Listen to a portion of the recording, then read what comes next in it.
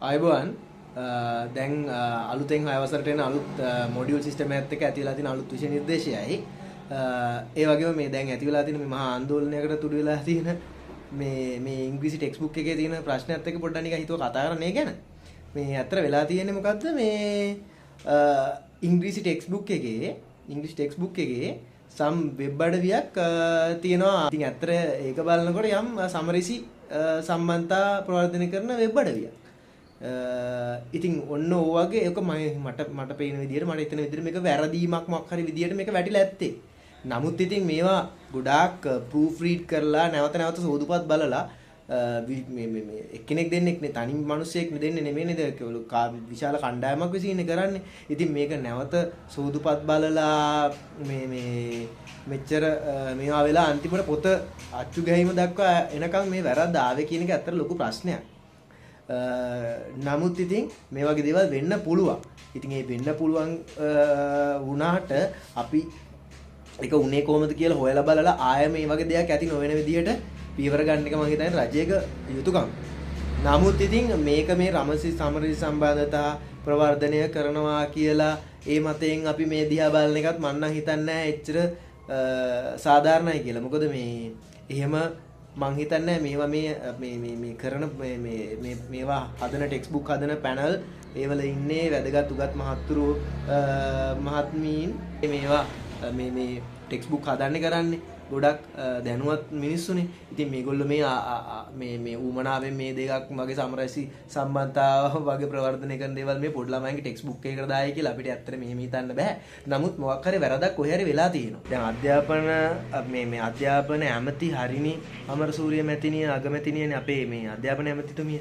ඉතින් ඒ තුමියගේ ලේකම් ගිහිල්ලා තමන්ගේ යටතේ මේ තියෙන ආයතනයේ මේ පරීක්ෂණයක් කරා සහ මේක යම් කිසි මේ වැරද්දක් වෙලා තියෙනවා ඒක ගැන හොයන්න කියලා සීඩියාඩියකට කියන එක මම නම් හිතන්නේ ඒක නම් මට හිතා ගන්න බෑ මොන වගේ දෙයක්ද කියලා.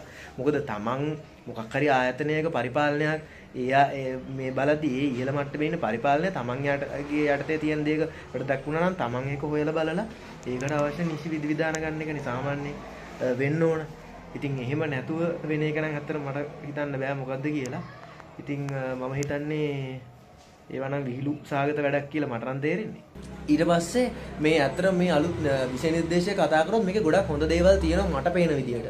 මොකද ළමයින්ට ලොකු පරාසයක දැනුමක් ලැබෙන වැඩපිළිවෙලක් කෙලින්ම රැකියාවක් ඉලක්ක කරගෙන යම්කිසි අධ්‍යාපනයක් දෙන බවක් ළමයාට තනියෙන් හිතන්න උගන්වන්න හිතන්න තමන් කියවන්න පුරුදු වෙන්න හිතන්න පුරුදු වෙන්න යම්කිසි මේ දීර්ඝයන්වීමක් තියෙනවා.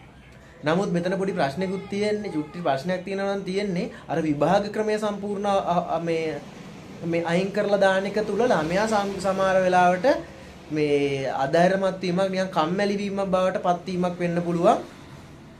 මොකද මේ විභාගයක් නැති නිසා ඒගොල්ලන් මදින්න මිනුම් දණ්ඩක් ඇත්තේ නැහනේ. එතකොට ඉතින් ඒ වගේ වුණාන් පස්සේ කොච්චර දුරට මේක යයිද කියලා අපිට කියන්න බෑ. ළමයාගේ උනන්දුව කොච්චර තිබ්බොත් මේ වැඩේ කරගෙන යයි හොඳ උනන්දුව තිබ්බොත්. නමුත් උනන්දුව අඩු ළමයි මොකද කරන්නේ? උනන්දුව අඩු ළමයි මොකක් කරයිද? කොහොම මේක හසුරවයිද කියන එකේ ප්‍රශ්නයක් තියෙනවානේ. කොච්චර මේ කට කනවද කියලා ජීවත් වෙන්න කොච්චර අමාරුද කියලා දෙයක් කරගන්න අපේ රටේ කොච්චර තරංගයක් දෙන්න තියෙනවද? කී දෙනෙක් එක රස්සාවකට තරංග කරනවද?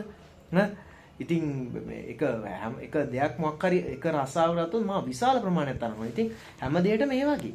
ඉතින් ඒ තරංගයත් එක්ක කොච්චර දුරට අර වගේ මට්ටම කාපු ළමයින්ට අර වගේ තරංගයකට ඔරොත්තු දෙන්න පුළුවන් කොහොම වෙයිද කියන එකේ ප්‍රශ්නයක් තියෙනවා. ඉතින් ඒව ගැන හිතන්නත් ඕන දැන්. ෆින්ලන්තයේ අධ්‍යාපන ක්‍රමය වගේ ගත්තොත් එහෙම ඒක මෙහෙට ගෙනත් දාන එක මම නම් හිතන්නේ සුදුසුයි කියලා ගොඩක් හොඳ දේවල් තියෙනවා ඒකේ. නමුත් ඒක ඇවිල්ලා මා විශාල රටක් අපිට වඩා ඒ වගේ මේකේ 80%ක් විතර ඉන්නේ සුද්ධෝ. ඒ කියන්නේ සුදු ජාතිකයෝ ඉන්නේ. ඉතින් ඒගොල්ලන්ට මහා විශාල බිම් ප්‍රමාණ තියෙනවා. එයාලට එක්කෙනෙක්ට ඉන්න ලොකු මේ ප්‍රමාණයක් තියෙනවා තරංගය අඩුයි.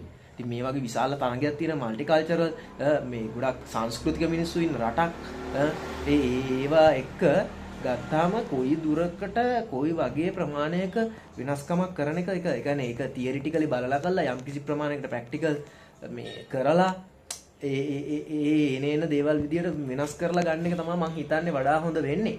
මම හිතන්නේ මේ අධ්‍යාපන ක්‍රමයත් එහෙම වෙන්න ඇති ඉම්ප්ලිමන්ට් කරලා. ඒ කියන්නේ දැන් මේගොල්ලෝ මේ ඉම්ප්ලිමන්ට් කරාට නැවත ඒගොල්ලෝ මට ආරංචි විතර ගුරුවරුන්ගෙන් ඒගොල්ලොත් නැවත යම්කිසි වෙනස්කම් ඉදිරියට එහෙම කරලා මේක යම්කිසි හොඳ සිස්ටම් එකක් හදාගන්නේ නැතුව මේකම මේක නොවෙනස්ම සිස්ටම් එකක් කියලා මට දැනට දන්න විදිහට තියෙන්නේ.